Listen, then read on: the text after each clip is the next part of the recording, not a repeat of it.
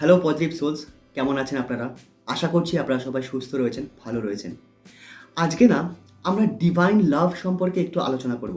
তার কারণ আমরা যখন হোপোনোপোনো বলি, আমরা যখন ল অফ অ্যাট্রাকশন ম্যানিফেস্টেশন নিয়ে আমরা কথা বলি, এই সব কিছুর বেসে দুটো জিনিস আছে। সেটা হচ্ছে লাভ অ্যান্ড গ্র্যাটিটিউড। এই দুটো জিনিসকে যখন আমরা এক করতে পারি, তখন মিরাকেল হয়, মিরাকেল হ্যাপেন্স। তো অ্যাকচুয়ালি ডিভাইন লাভ হয় কীরকম? আমরা আজকে একটু সেই বিষয়ে আলোচনা করব। একটা ছোট্ট গল্প দিয়ে আমরা জিনিসটা বুঝবো। একটা গাছ, তার নিচে একটা অনাথ বাচ্চা থাকতো।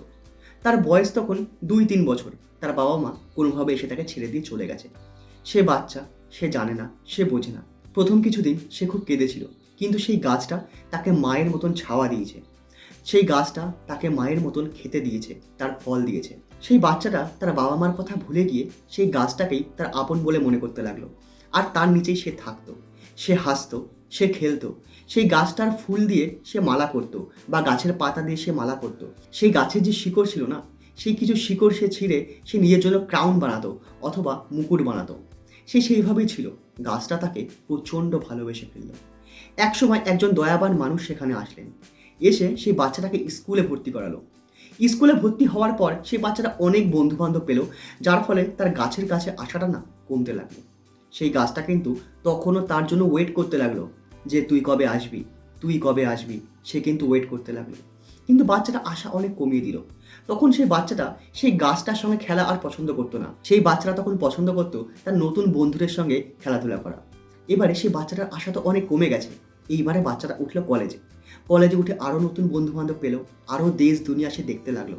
তখন সেই গাছটার কাছে আসা তার আরও কমে গেল। হয়তো বছরে একবার এরকমভাবে আসতো, কিন্তু গাছটা কিন্তু তাকে ভোলেনি। সে তখনও তার জন্য ওয়েট করতে লাগলো, কিন্তু গাছ তো চলতে পারে না। তাই তার একটাই কাজ ছিল, অপেক্ষা করা। সে অপেক্ষা করতে লাগলো।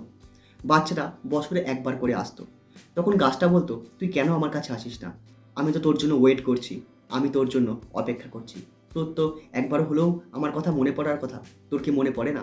তখন সেই বাচ্চারা যখন সে বড় হয়ে গেছে, সে উত্তর দিচ্ছে, দেখো এই সমস্ত ফ্যান্টাসির কথা আমাকে বলো না। তখন আমি ছোট ছিলাম, ছোটবেলায় অনেক রকম কিছু ঘটে, সেটা এতটা মাইন্ডে রাখতে নেই। কারণ আমার এখন অনেক কাজ আছে, আমাকে এখন টাকা রোজগার করতে হবে। ও তাই? সেই গাছটা বলল, টাকা রোজগার করবি? ঠিক আছে, তুই এক কাজ কর, আমার কাছে না অনেক ফল আছে, সে ফলগুলো পেরে তুই বিক্রি করে দে। সেই বাচ্চারা চোখ তখন একেবারে জল জল করে উঠল। সে ফলগুলো পারলো করে সে বিক্রি করতে চলে গেল, কিন্তু একবারও পিছনে ফিরে সে তাকালো না। তাকে ধন্যবাদ বা গ্র্যাটিটিউড দেওয়ার সে প্রয়োজন বোধ করলো না। সে চলে গেল, সে ফল বিক্রি করলো, সে টাকা পেলো এবং লেগে পড়লো সেই টাকাকে আরও কী করে বাড়ানো যায়। সে আবার আশা কমিয়ে দিল। আর এইবারে টাইম ল্যাপ আরও বেড়ে গেল, 2-3 বছর অন্তর একবার। এরকম অনেক দিন চলে যায়, অনেক বছর কেটে যায়। সেই গাছটা তার জন্য অপেক্ষা করেই রয়েছে। তারপরে বাচ্চাটা আসে প্রায় 3-4 বছর পরে। যখন সে আসে তখন গাছটা তাকে আবার সে আদর করে কাছে ডেকে নিল। বলল, কি হলো, তুই এতদিন পরে আসলি? আমি তোকে খুব মিস করছিলাম, তোর কথা খুব মনে পড়ছিল। কিন্তু ছেলেটা তখন বলছে, আমার এখন এইসব ভাল লাগছে না, আমার এখন একটা বাড়ি বানাতে হবে। এবারে গাছটা শুনে বলল, ব্যাস, শুধু তোর এইটুকু চাই? তুই এক কাজ কর, আমার কাছে যত ডালপালা রয়েছে না, সেগুলো সব ভেঙে নে, সব কেটে নে, নিয়ে নিজের জন্য একটা বাড়ি বানা। তার চোখটা আবার শাইন করে উঠলো, জল জল করে উঠলো। সে সব ডালপালা ভাঙলো, ভেঙে নিয়ে চলে গেল নিজের বাড়ি বানাতে, কিন্তু একবারও সে পিছন ফিরে দেখলো না যে সেই গাছটা যে আমাকে এত কাঠ দিয়েছে তাকে একটা ধন্যবাদটুকু জানাই। সে চলে গেল, নিজের বাড়ি বানালো, বিয়ে থা করলো, সংসার ধর্ম পালন করতে লাগলো। এবারে আরও আশা কমিয়ে দিল। প্রায় 15-20 বছর পর সেই ছেলেটা আবার ফিরল তার গাছের কাছে, যখন তার বয়স প্রায় 50-55 হয়ে গেছে। গাছটা বলল, এতদিন পর আসলি আমার কাছে, তুই কি একবারও আমার কথা ভাবিস না? একবারও তোর মনে পড়ে না? সে গাছটা মনে মনে খুব কষ্ট পাচ্ছিল। ও শুধুমাত্র আমার কাছে নিতে আসে, আর কিচ্ছু না। গাছটা বুঝতে পেরেছিল, কিন্তু সেই গাছটার ভালোবাসা না একদম পিওর ছিল, তাই সে বুঝেও কিছু বলতো না। তখন সেই ছেলেটা তার কাছে এসে বলল, আমি দেশ দুনিয়া পাড়ি দিতে চাই, তার জন্য আমার নৌকা লাগবে, কিন্তু আমার কাছে নৌকা নেই, আমি এখন কি করব? সে গাছটা বলল, ব্যাস এই কথা।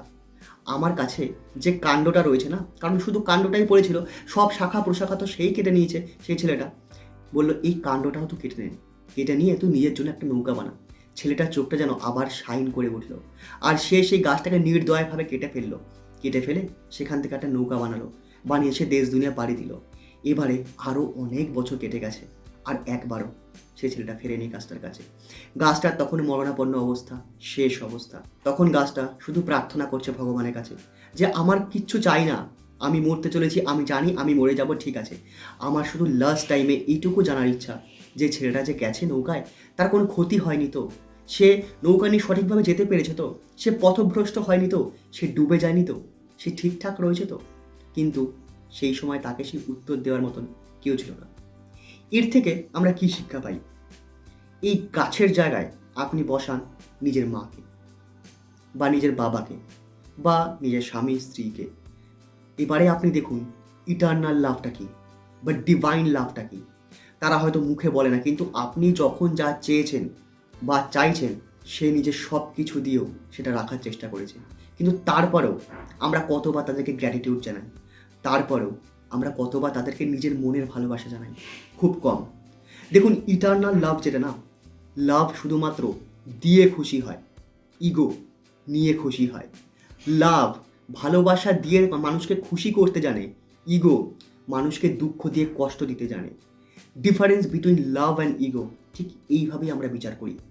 আজকের ভিডিওটা একটু গম্ভীর ছিল, তবে একটা জিনিস বিচার করে দেখুন, ঈশ্বরও আমাদের এইভাবেই প্রোভাইড করে যাচ্ছে, কিন্তু তাকে গ্র্যাটিটিউড দেওয়ার মতন কতটুকু সময় আমাদের রয়েছে? যদি না থাকে, শুরু করুন নিজের বাবা মাকে দিয়ে। আমি দিচ্ছি, আমারও দিতে খুব ইচ্ছা করে, আমি ভালোবেসে মন থেকে দিই, তাই আমি আপনাদের সঙ্গে শেয়ার করলাম যাতে আপনারাও দিতে পারেন। Eternal love starts from here, from our parents.